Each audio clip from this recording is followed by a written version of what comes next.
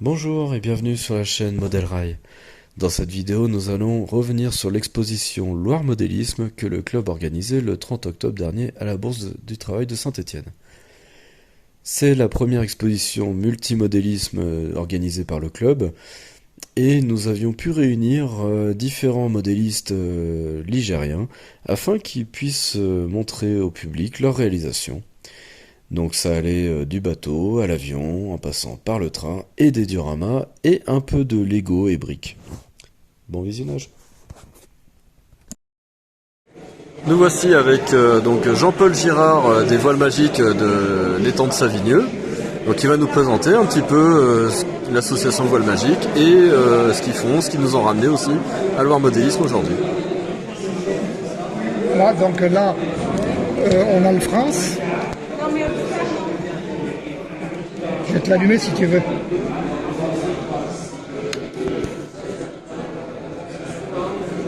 Voilà.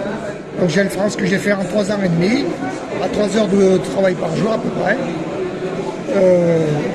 Il a 4 moteurs, il s'allume de partout, il fait de la fumée, et c'est toute une coque en bois. C'est un kit en deux parties. D'accord.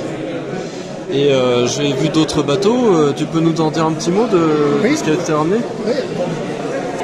C'est parti. Celui-ci c'est le Bismarck, donc c'est un bateau de guerre allemand de 1940 à peu près. Il s'allume pareil que le France, il s'allume de partout. Il y a les tourelles qui tournent.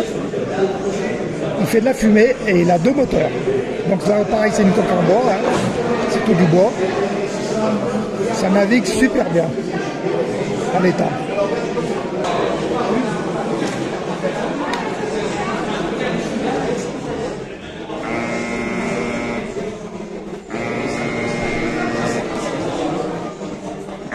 Celui-ci c'est le Smith Rotterdam et c'est le dernier que j'ai fait celui-là. Le Smith Rotterdam pareil, il s'allume de partout, je vais l'allumer. Allume les boutons de nez là-bas. Normalement c'est allumé normalement. C'est pas allumé. Attends. Sur le Smith Rotterdam c'est le dernier que j'ai fait. Il y a les grues arrière qui tournent. Il y a le gouvernail et les lumières. Les lumières, ça n'a pas allumé les boutons de nuit. Non. Si, pour que ça marche. Voilà. Lumière. Les lumières, c'est par impulsion. Chaque impulsion allume les lumières.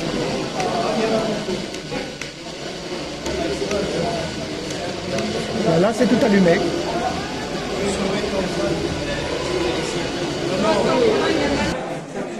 Alors Jean-Paul, donc du coup tu fais partie des Voiles Magiques, tu en es le président si j'ai bien compris. Voilà, président, oui. Et donc ça se trouve où? Vous êtes combien? C'est à Savigneux, à l'étang de Savigneux, en partant sur le golfe. Notre emplacement, il est en face du cimetière. Donc on est délimité par des bouées. Notre côté, c'est notre côté avec les bouées, et l'autre côté, c'est les pêcheurs. Donc normalement, on n'a pas le droit de dépasser les bouées, mais bon, il y a des moments où on tombe en panne, j'ai dépassé quoi. Donc normalement, on y est dès qu'il fait beau, le mercredi, le samedi et dimanche. Le mercredi, c'est réservé aux enfants. Pourquoi? Parce que le mercredi, on prête nos radios aux enfants et on fait naviguer les voiliers qui sont au fond là-bas. Tous nos voiliers sont prêtés aux enfants pour qu'ils essayent de faire naviguer nos bateaux. D'accord. Et sinon, vous réunissez aussi le samedi Le samedi aussi, samedi, dimanche. Dès qu'il y a un petit peu des enfants qui viennent, on leur fait essayer. Même des adultes. Hein. Les adultes, ils savent moins faire que les enfants. Souvent. c'est un peu comme dans d'autres domaines, même en train, c'est pareil, voilà. Les enfants savent souvent mieux faire. C'est pareil. Dès qu'ils ont touché une console de jeu ou un truc comme ça, ils savent faire. Ouais. Alors j'ai vu sur votre site, sur le site des Voiles Magiques, j'ai vu qu'il y avait de temps en temps des compétitions. Vous réunissez avec d'autres clubs, donc si j'ai bien compris. Non, pour le moment, on a des compétitions entre nous. C'est-à-dire qu'on fait des régates une fois par mois. C'est aux alentours du 15 de chaque mois. Alors on fait des régates open. Les open, c'est des bateaux qui font 1 mètre. D'accord. Avec des grandes voiles.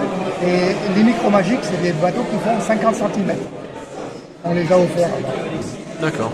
Et alors en principe, on fait 3 régates de micro, 3 ou 4. Et bon, en principe, on prend les 3 meilleurs. Pareil pour les Open, on fait 4 et on prend les 3 meilleurs. Et après, bon, on relève les points sur un papier qu'on met sur le site. Sur le site, c'est marqué. D'accord. Donc on vous invite à aller voir le site voilemagique.com. On va essayer de le mettre. Hop. Voilà, voilemagique.com, là il est bien en détail, pour découvrir cette association et ce qu'ils font. Ainsi que sur la vidéo, sur leur site, il y a des photos qui montrent aussi le montage de la plupart des bateaux qui naviguent à Savigny. Et il y en a plein. Dans le club, on est 35 à peu près, donc... Il y a une bonne bibliothèque. Ouais. Parfois, on n'est pas tous au même endroit, on est au même endroit. Donc maintenant, on est avec l'aéroclub de Saint-Galmier. Alors Manu, présente-nous un peu l'association. Alors l'aéroclub de Saint-Galmier, c'est un club d'aéromodélisme qui est basé à Saint-Galmier, sur l'aérodrome de Saint-Galmier. On a une piste en bitume qui est adjacente à la piste d'avion réel, où on fait de l'aéromodélisme, essentiellement de l'avion, tout type d'avion, des avions de début, des planeurs, des jets radiocommandés, mais aussi de l'hélicoptère, pas mal. Grande taille, petite taille, maquette, ou des hélicoptères de 3D qui nous permettent de faire de la voltige.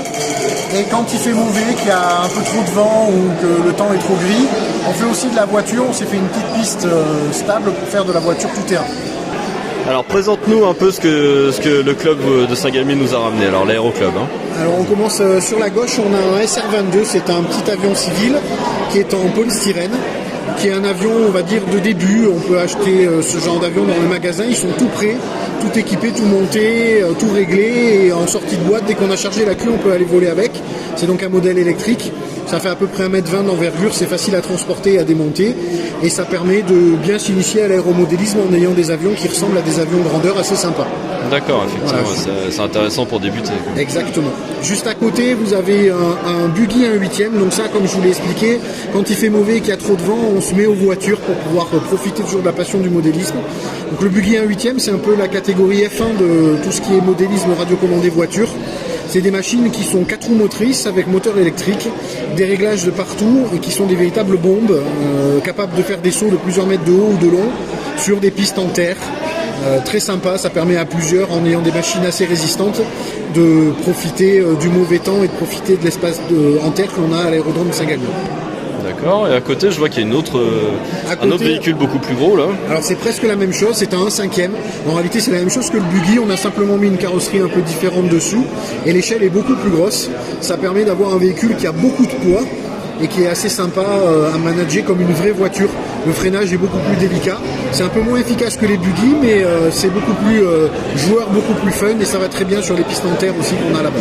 D'accord, c'est vrai que ça donne envie. Et après, donc, je vois un hélicoptère, il y a un petit jet aussi. Alors exact, donc comme on a une piste en bitume, on peut profiter de pas mal de technologies, notamment des avions et des hélicoptères qui demandent des pistes pour pouvoir rouler. Donc tous les jets ne sont pas capables de rouler dans l'herbe. Donc c'est sympa d'avoir une piste en bitume, de pouvoir décoller avec des appareils qui sont soit motorisés en électrique, soit motorisés avec de vraies turbines.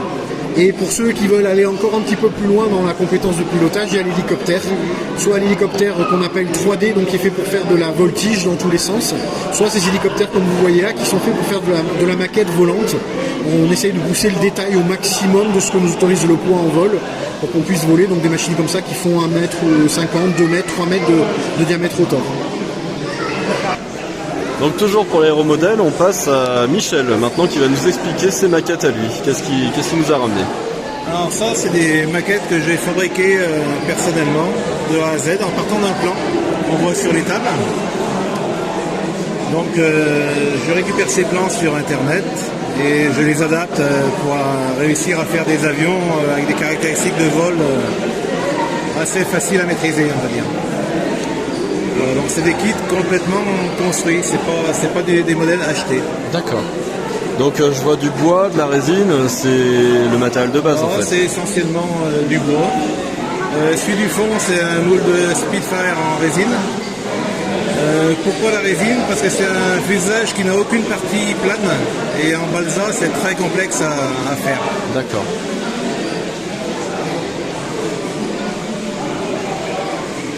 Et l'avion jaune c'est pareil du coup. L'avion jaune c'est un motoplaneur.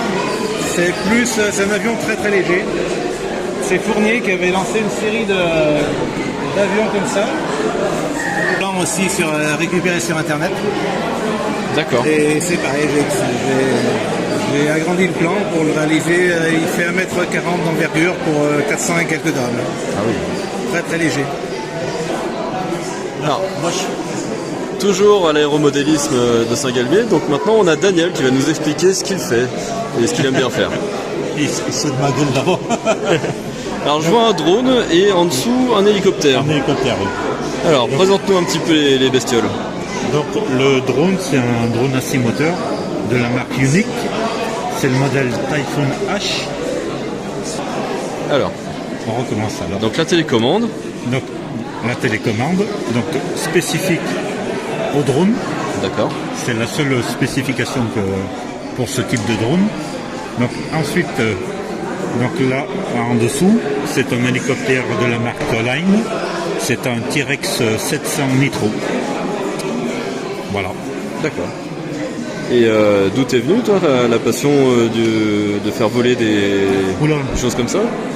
Ça vient depuis très longtemps, depuis tout petit.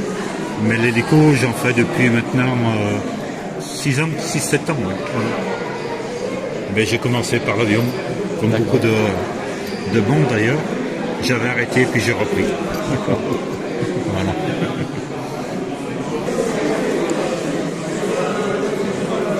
Nous voici donc maintenant sur le stand, un des stands Model Rail qui font partie. Donc nous avons Alain et Cyril qui eux sont plus passionnés par les maquettes, même s'ils aiment bien le train, mais c'est plutôt les maquettes et diorama et le décor.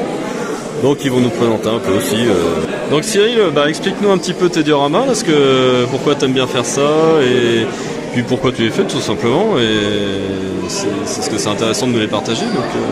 Ouais, donc moi je fais de la maquette en fait depuis mon adolescence. Comme peut-être pas mal de gens, voilà, j'en ai fait on va dire de 14 à 25 ans. Et puis après, avec le métier, je me suis arrêté de nombreuses années. Je m'y suis remis il y a une vingtaine d'années en allant visiter le musée de la Deuxième Guerre mondiale à Caen. Et je suis retombé en fait sur une maquette d'une Jeep Willys avec son trailer. Et j'ai racheté une boîte en me disant tiens, c'est marrant, quand j'étais ado, j'adorais faire ça. Et en fait, depuis ce moment-là, j'ai pu arrêter. Donc je suis vraiment retombé dedans là, et voilà, donc moi ce qui me plaît c'est déjà de faire un travail manuel et puis de reproduire des scénettes, quoi, voilà, de construire quelque chose en 3D et puis de reproduire la réalité. Alors enfin la réalité, même si dans les dioramas que je fais, c'est pas, je prends pas des photos et j'essaye pas de reproduire quelque chose que je...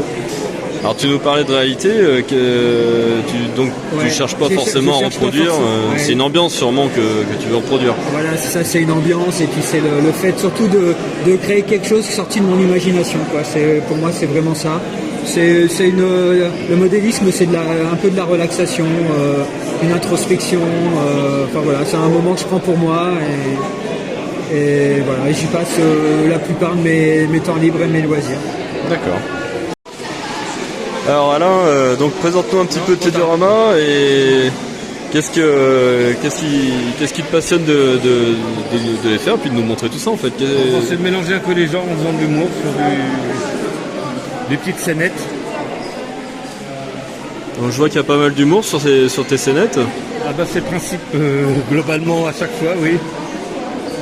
Faut que ce soit un peu décalé et que ça mélange les genres. Alors, je vois, il y a une attaque surprise, effectivement. Les cartons là-bas, c'est de l'Ikea. C'est un avion Ikea qui est livré en kit. Et il y a plus de 3500 cartons à déballer, c'est ça? 3867 exactement. Franck, donc du coup tu es venu aussi aujourd'hui à Loire Modélisme, donc raconte-nous un petit peu ce qui te passionne et ce que tu nous montres. Alors c'est une retombée d'abord du salon de Roanne. Pour moi le maquettisme c'est une passion de plus d'un demi-siècle largement, je dirais. Donc là il y a à peu près 30 à 40 ans de travail. Je privilégie pour l'instant les échelles, le 1/72e et les scènes la plupart du temps Deuxième Guerre mondiale, mais il y a aussi de la Première, il y a des programmes spatiaux, on va avoir des hélicoptères. Bon, c'est assez éclectique, mais avant tout, il faut être passionné, je crois un peu comme tout le monde ici. Et puis ce qui m'intéresse, c'est de montrer au public comment on fait pour passer d'une boîte où les éléments sont disparates, moulés sur une grappe, à quelque chose de construit, de peint, de terminé. Avec le temps, bien entendu, on finit fatalement par manquer de place. Donc l'idée est venue progressivement de construire des dioramas, de rassembler sur un plateau plusieurs modèles, de scénariser, de faire une sorte de mettre en situation, de capture, en fait. Voilà. Donc je pars de boîtes achetées dans une enseigne de GSB. Sur un tiroir, j'ai une surface et un volume donné. Je vais faire en sorte de trouver un cadre photo, différents accessoires pour que ça tienne. Et puis en plus, ça sera à l'abri de la poussière, ce qui n'est pas... ce qui est un véritable souci en la matière. Eh bien, moi, ce qui m'intéresse, alors cette année, dans cette exposition, je fais en sorte de faire découvrir à un jeune public le premier appareil qui a été le premier vol véritablement avalisé, authentifié, qui est celui des frères Wright, Wilbur et Orville Wright, en décembre 1903. À ce titre, j'ai d'ailleurs apporté aussi la cassette du film Bernard et Bianca, parce qu'il ne faut pas oublier que les deux petits personnages voyagent à dos de goélands. Et dans les deux aventures, ils voyagent sur deux goélands qui s'appellent respectivement Wilbur et Orville, le prénom des frères Wright. C'est l'hommage discret des studios Disney aux deux pionniers de l'aviation. À l'autre bout, on trouve Neil Armstrong sur la Lune. Parti. À l'autre bout, on trouve donc Neil Armstrong sur la Lune, avec donc le vol du 21 juillet 1969. Et donc, je m'amuse à faire calculer à mes visiteurs le temps qui s'est écoulé entre le premier vol authentifié et l'homme sur la Lune. Et quand on y réfléchit, ça fait moins de 66 ans. C'est-à-dire la durée à peu près moyenne d'un individu jusqu'à sa retraite. Eh bien, tout ce qu'il y a entre ces deux modèles réduits, c'est l'évolution justement de la technologie. On est passé du biplan au monoplan. Progressivement, il y a eu les premiers appareils à réaction. Voilà. Et puis, ce que j'aime bien aussi, c'est commenter cette scène du débarquement avec la péniche et le char à l'appui de la pièce de 2 € qui a été frappée à l'occasion du 70e anniversaire du débarquement, puisque je mets en exergue donc la pièce qui a été frappée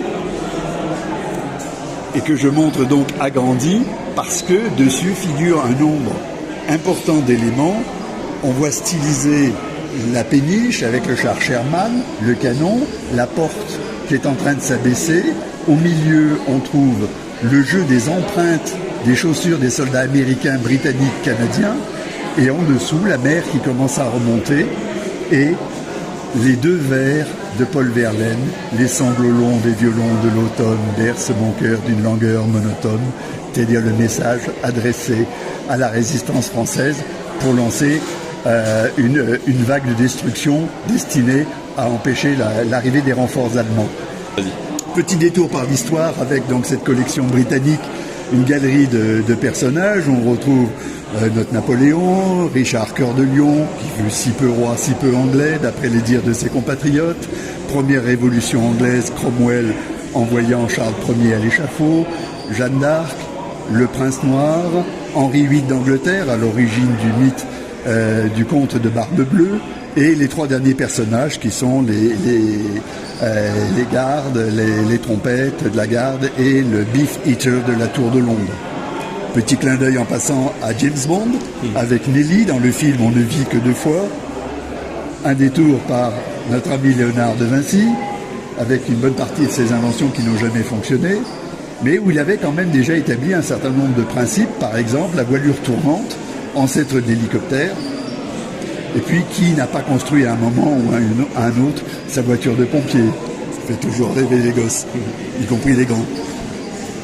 D'accord, merci Franck, c'est vrai que c'est très gentil d'être venu chez nous et de nous avoir présenté tout ça et partagé ta passion. Merci. Donc nous voici avec Nathalie, donc elle va nous présenter, je crois, des maisons de poupées ou au moins des accessoires. Alors en effet, j'ai une passion pour les maisons de poupées. Toute petite, c'était des maisons de poupées que je fabriquais moi-même à base de carton recyclé. Et maintenant, voilà, je collectionne autant des maisons de poupées des années 60, 70. Qu'est-ce qu'on a ici aujourd'hui? Bah oui, ce sont des petits objets, voilà, qui datent des années 70. C'était très vintage, comme ce petit fauteuil qui rappelle pas mal de souvenirs. L'important, c'est de pouvoir replonger aussi dans les objets de notre enfance. Je possède aussi une maison, alors un style, l'époque victorienne, avec beaucoup de petits meubles et tous les accessoires qui vont avec.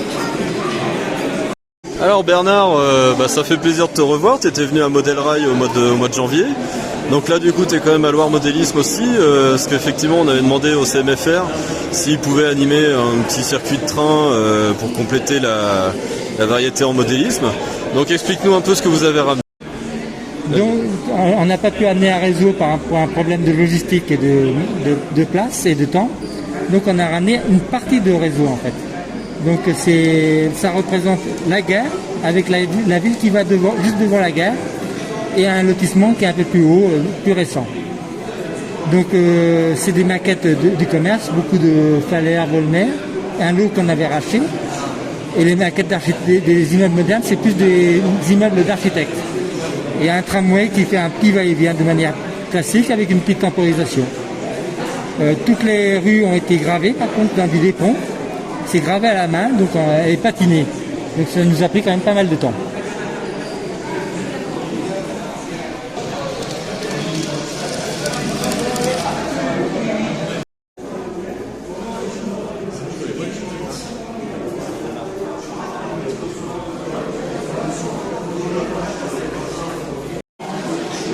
Nous voilà en compagnie de Philippe Daclin des Amis du Rail du Forêt. Donc il va nous présenter les mini-scènes locales qui sont présentées conjointement avec Model Rail. Bonjour.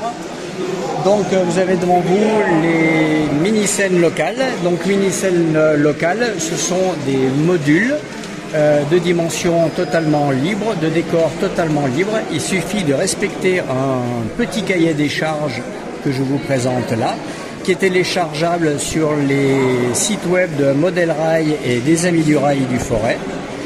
Sur ce cahier des charges, ça vous donne les indications, les contraintes du moins de hauteur de voie, les contraintes électriques, mais vous verrez qu'il y a énormément de liberté pour fabriquer ces modules.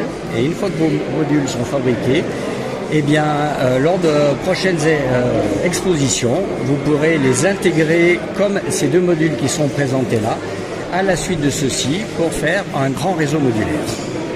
Voilà. Donc l'idée, on parlait de décor, l'idée c'est quand même il y a quand même une trame de fond à respecter quand même malgré tout. Oui, ça s'appelle mini-scène locale, donc dans la mesure du possible, c'est faire des décors qui se rapportent à sa région. Alors des décors qui peuvent avoir le train dans la réalité ou ne pas avoir de train dans la réalité. Donc c'est quand même assez libre de ce côté-là.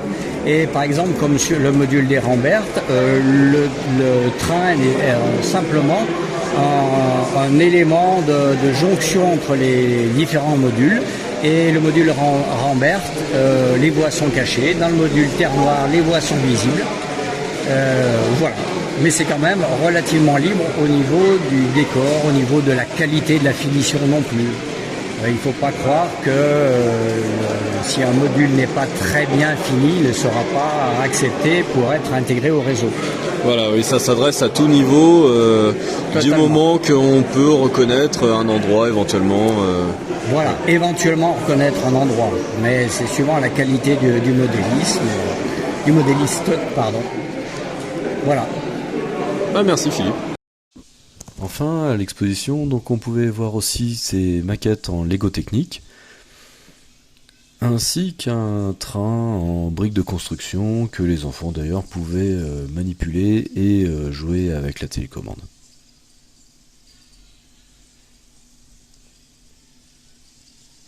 De même, on avait aussi une maquette faite par une des plus jeunes membres du club, ainsi qu'un petit circuit avec des maisons en briques.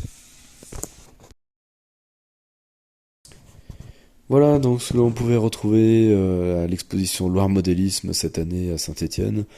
Nous espérons que cette vidéo vous a plu. N'hésitez pas à la liker, vous abonner, laisser un commentaire, partager la chaîne aussi pour la faire connaître et faire connaître le club.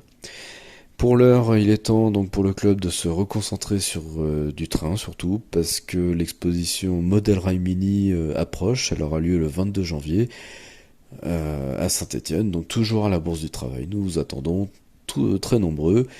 Il y aura pas mal de choses et la fédération sera là aussi. Donc tout ça à retrouver, toute la liste des exposants sera bientôt à retrouver sur notre site internet que je vous mets en lien dans la description de la vidéo. Merci et à bientôt.